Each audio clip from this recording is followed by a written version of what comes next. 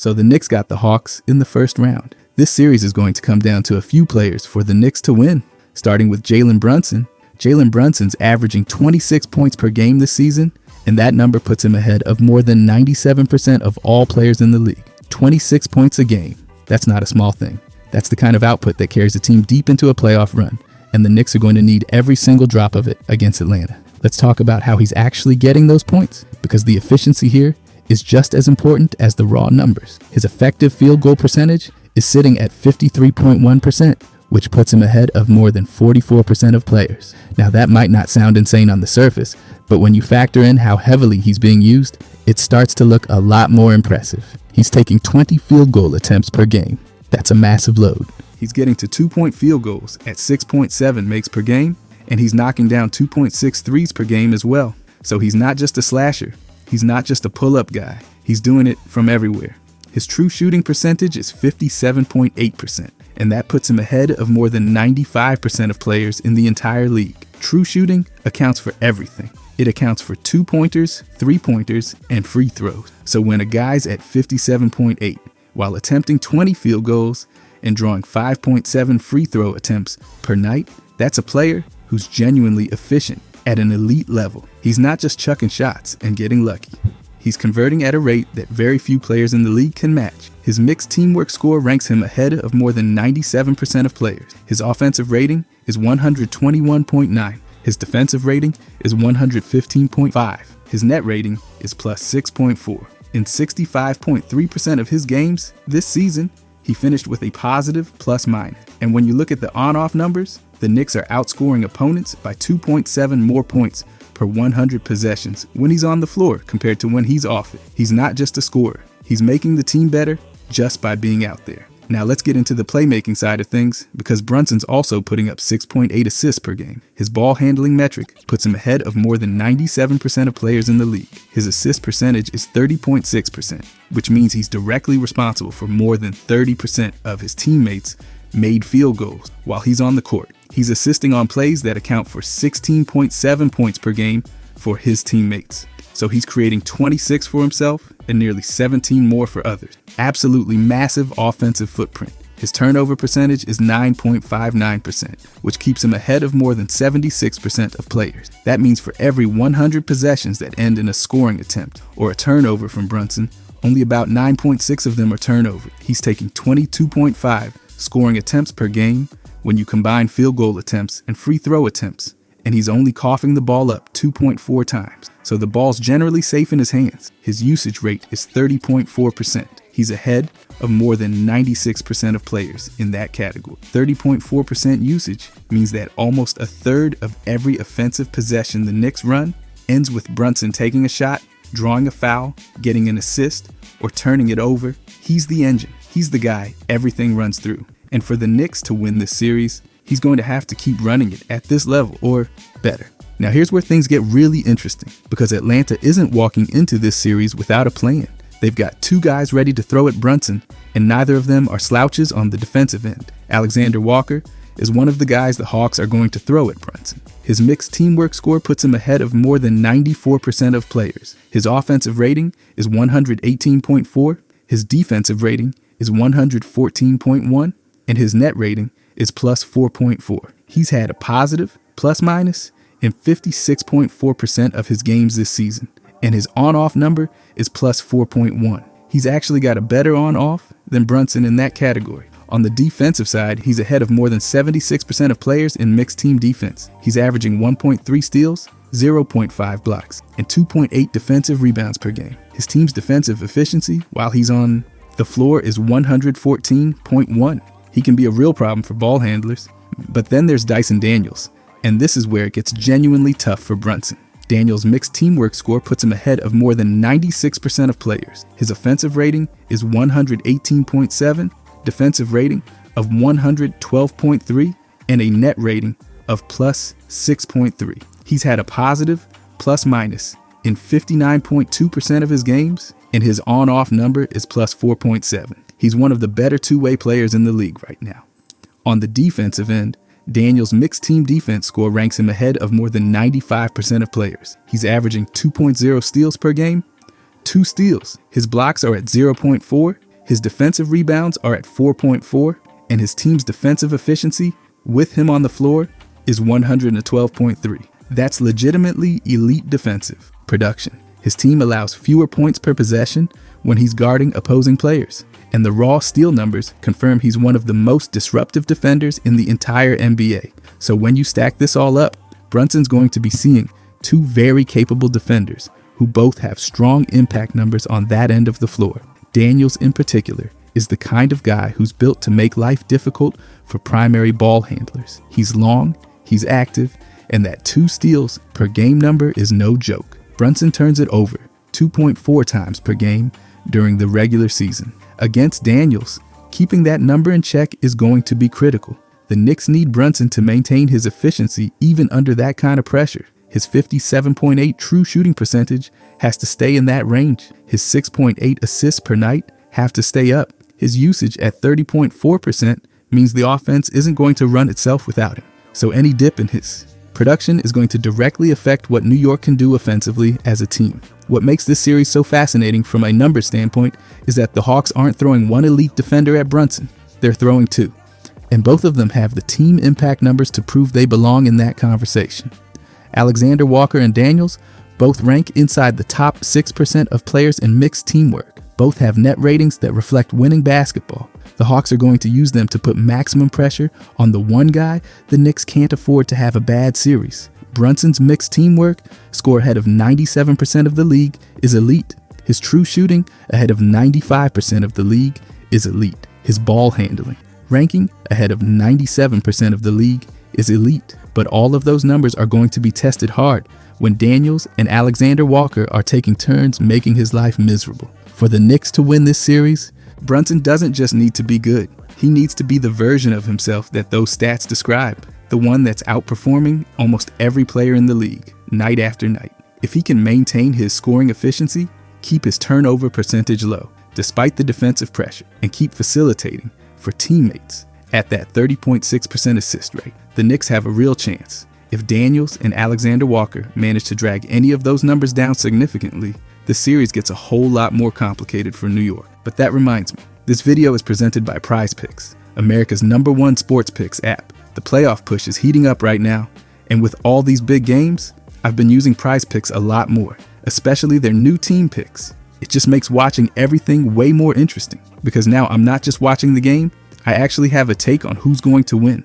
I've always liked making player picks on Prize Picks, but now with team picks, I can go even further. I can pick game winners, spreads, totals, and even who's going to win it all. So every single game actually matters way more. And what I like is everything is in one place. Whether it's playoff seeding battles or big tournament games, I can make all my picks right in the Prize Picks app. Download the Prize Picks app today and pick your first game winner, spread or total as the playoff push rolls on. And get $50 in daily fantasy lineups when you play your first $5 lineup.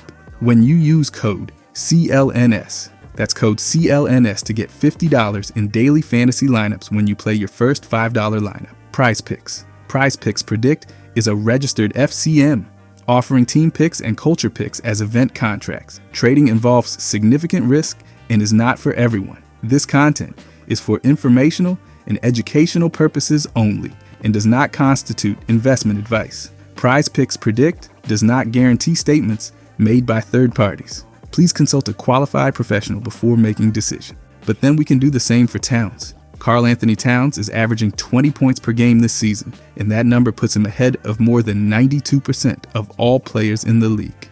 20 points a night from your center is genuinely dangerous, especially when you factor in everything else he brings to the table statistically. His effective field goal percentage is 55.6%, which puts him ahead of more than 62% of players. He's making 5.4 two-point field goals per game and 1.5 threes, all on 13.7 attempts per game. His true shooting percentage is 61.8%, and that puts him ahead of more than 80% of players in the league. He's drawing 5.5 free throw attempts per game and scoring 1.2 points per scoring attempt. 61.8 true shooting on that kind of volume is really solid production from the big man position. His mixed teamwork score ranks him ahead of more than 94% of players. His offensive rating is 120.7. His defensive rating is 113.8, and his net rating is plus 6.9. That's actually a higher net rating than Brunson's plus 6.4. He's had a positive plus minus in 61.8% of his games this season, and his on-off number is plus 2.8.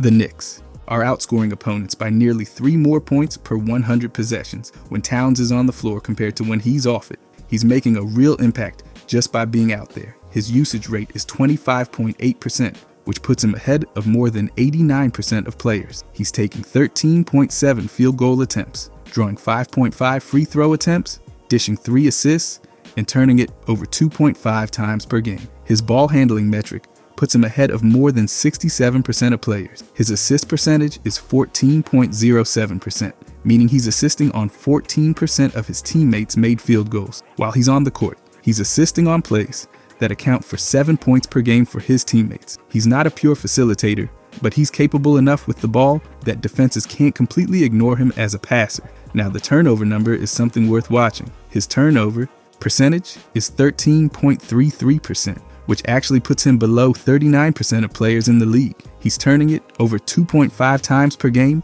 on 16.2 scoring attempts. That's a higher turnover rate than you'd want ideally, and against a Hawks team that's throwing Dyson Daniels and Alexander Walker at Brunson, you've got to wonder how much defensive attention they can shift toward Towns and whether that number climbs in a playoff setting. Now let's talk about the rebound, because this is where Towns is genuinely in a different stratosphere. He's averaging 11.8 rebounds per game, and that puts him ahead of more than 98% of all players in the entire NBA. 11.8. 8.7 of those are defensive rebounds, and 3.1 are offensive rebounds per game. His defensive rebound percentage is 28.26%, which ranks him ahead of more than 98% of players. That means he's grabbing more than 28% of all available defensive rebounds when he's on the floor. His offensive rebound percentage is 10.16%, ranking him ahead of more than 88% of players. 3.1 offensive rebounds per game is a massive number, because those are second chance opportunities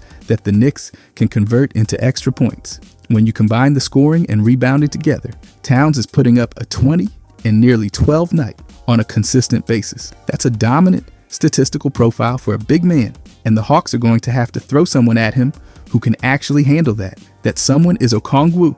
And look, Okongwu is genuinely a good defender. His mixed team defense score puts him ahead of more than 93% of players in the league. He's averaging 1.1 steals and 1.1 blocks per game. He's grabbing 5.7 defensive rebounds per game. His team's defensive efficiency with him on the floor is 113.4. He's the kind of interior defender who can protect the rim and be disruptive on that end, but his mixed teamwork score only ranks him ahead of more than 84% of players. His offensive rating is 115.4, his defensive rating is 113.4, and his net rating is only plus 2.0. He's had a positive plus minus in 58.1% of his games, and his on-off number is plus 0.4. Compare that to Towns, on-off of plus 2.8, and his net rating of plus 6.9. The overall two-way impact gap between these two is pretty significant.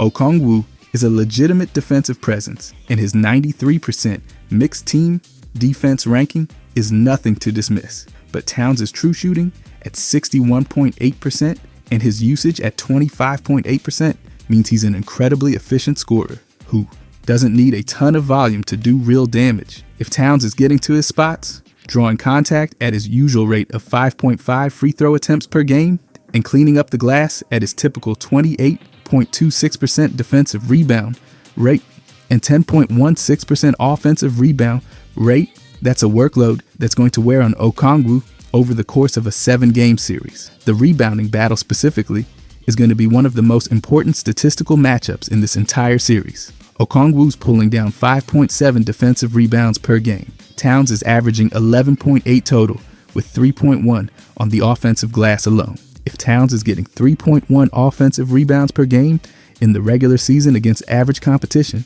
and Okongwu can only pull down 5.7 defensive boards per night, the math gets really uncomfortable for Atlanta's defense on the interior. Second chance points are playoff killers, and if Towns is consistently getting his hands on offensive rebounds and keeping possessions alive, the Knicks are going to be getting extra shots in a series where every single possession matters. That 10.16% offensive rebound rate, ranking him ahead of 88% of players, isn't something Okongwu's defensive rebound rate can fully neutralize just based on the raw numbers. What this comes down to statistically is that Towns is one of the most efficient and impactful centers in the NBA this season. His net rating of plus 6.9, his true shooting of 61.8%, his 98% rebounding ranking, and his 94% mixed teamwork score all point to a guy who's playing at a genuinely high level. Okongwu's defensive credentials are real, but the gap in overall impact between these two players is wide. For the Knicks to win this series,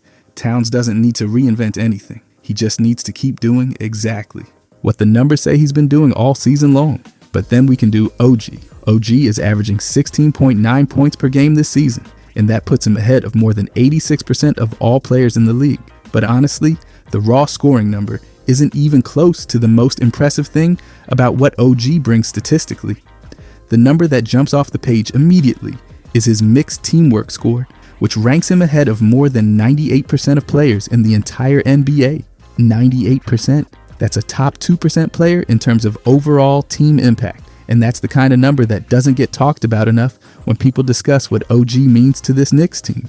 His offensive rating is 121.8, his defensive rating is 112.5, and his net rating is plus 9.3. That net rating of plus 9.3 is the highest of any Knick discussed so far. Higher than Brunson's plus 6.4, higher than Towns' plus 6.9. When OG is on the floor, the Knicks are outscoring opponents by 9.3 points per 100 possessions. He's had a positive plus-minus in 69.1% of his games this season, and his on-off number is plus 5.5. The team is just flat out better when he's playing, and the numbers back that up emphatically. His effective field goal percentage is 58.5%, ranking him ahead of more than 78% of players. He's making 3.5 two-point field goals and 2.4 threes per game on 12.1 attempts. His true shooting percentage is 62.1%, which puts him ahead of more than 81% of players. He's drawing 3.3 free throw attempts per game and scoring 1.2 points per scoring attempt. 62.1 true shooting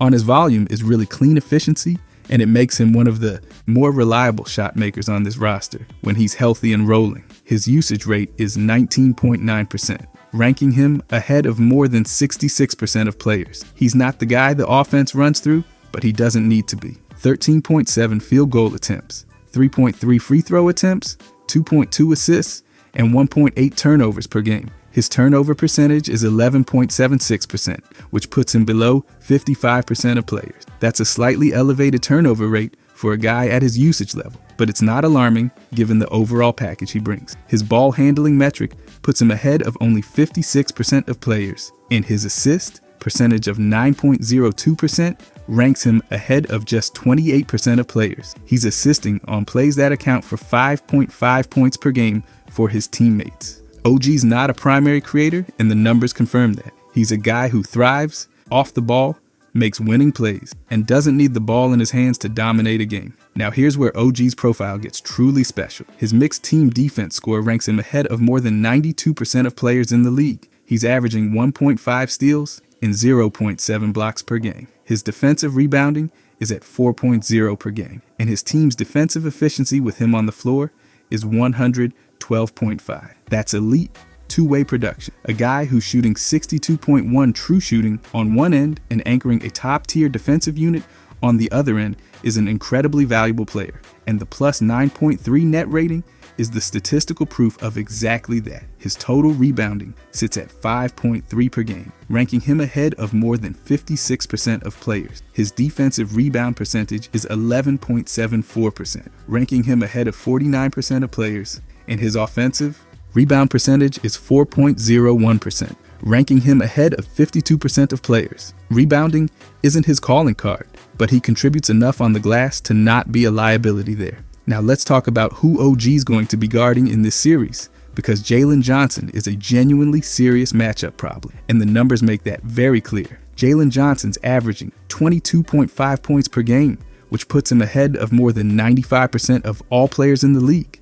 22.5 points per night. His effective field goal percentage is 53.8%, ranking him ahead of 50% of players. He's making 6.7 two-point field goals and 1.7 threes per game on 17.1 attempts. His true shooting is 58%, ranking him ahead of 56% of players. He's drawing 5.3 free throw attempts per game. His mixed teamwork score puts him ahead of more than 91% of players. His offensive rating is 117.0. His defensive rating is 113.7, and his net rating is plus 3.3. He's had a positive plus minus in 59.7% of his games, and his on-off number is plus 2.3. Solid two-way player, but his net rating of plus 3.3 is noticeably lower than OG's plus 9.3. That's a significant gap in overall impact. His ball handling metric puts him ahead of more than 98% of players. His assist percentage is 32.51%, which ranks him ahead of more than 94% of players. He's averaging 7.9 assists per game and assisting on plays that account for 19.4 points per game for his teammates. 7.9 assists. That's a facilitating number that rivals some of the best point guards in the league. He's a real creation threat, and the Knicks can't treat him like a passive offensive player. But here's the issue for Johnson statistically. His turnover percentage is 14.86%, which puts him below 25% of players in the league. He's turning it over 3.4 times per game on 19.4 scoring attempts. 3.4 turnovers per game is a lot, especially when you're going up against a defender whose mixed team defense ranks in the 92nd percentile. OG's 1.5 steals per game and overall defensive impact could genuinely exploit that turnover tendency if he's applying consistent pressure. Johnson's rebounding is impressive. He's averaging 10.3 total rebounds per game, ranking him ahead of more than 92% of players. 8.9 of those are defensive rebounds and 1.4 are offensive. His defensive rebound percentage is 24.25%, ranking him ahead of 96% of players. His offensive rebound percentage is 3.85%, ranking him ahead of 51% of players. He's a legitimate force on the glass, and his defensive rebounding in particular is going to make it harder for the Knicks to generate second chance opportunities on possessions where Johnson is the primary rebound. His usage rate is 27%, ranking him ahead of more than 92% of players. He's taking 17.1 field goal attempts, drawing 5.3 free throw attempts, dishing 7.9 assists, and turning it over 3.4 times per game on 75 possessions played. He's heavily involved in everything Atlanta does offensively, and his mixed team defense ranks him ahead of 94% of players, so he's doing it on both ends. When you compare these two players head-to-head statistically, OG's net rating of plus 9.3 absolutely crushes Johnson's plus 3.3. OG's on off of plus 5.5 is more than double Johnson's plus 2.3. OG's true shooting of 62.1% is cleaner than Johnson's 58%, but Johnson's scoring volume at 22.5 per game and his facilitating at 7.9 assists per game make him a much bigger offensive threat than OG is on that end. The matchup essentially comes down to this. OG doesn't need to outscore Johnson. His job is to make Johnson's life difficult defensively, keep his turnover rate high with that 92% mixed team defense, and stay efficient on the offensive end at 62.1 true shooting without needing high volume. If OG can hold Johnson below his average and keep the Knicks at that plus 9.3 net rating with him on the floor, that's an enormous win for New York in this series. The bottom line is this. The Knicks have three players who are statistically built to win a playoff series, and the matchups against Atlanta set up in their favor in a meaningful way. Brunson's the engine, Towns is the hammer, and OG's the glue holding the whole thing together on both ends of the floor. Brunson's going to face the toughest individual defensive challenge of any Knick in this series. Atlanta's throwing two legitimate defenders at him, and neither one of them is just a body-filling space. He's going to have to earn everything he gets, but the thing about Brunson is that his numbers throughout this season show a guy who's been doing exactly that all year long. He's been carrying a massive offensive load while staying efficient and protecting the ball better than almost anyone at his usage level. That doesn't just disappear in the playoffs. Players who've built their game on skill and decision-making tend to hold up under pressure, and his statistical profile screams exactly that kind of player. Towns is the matchup the Hawks genuinely don't have an answer for.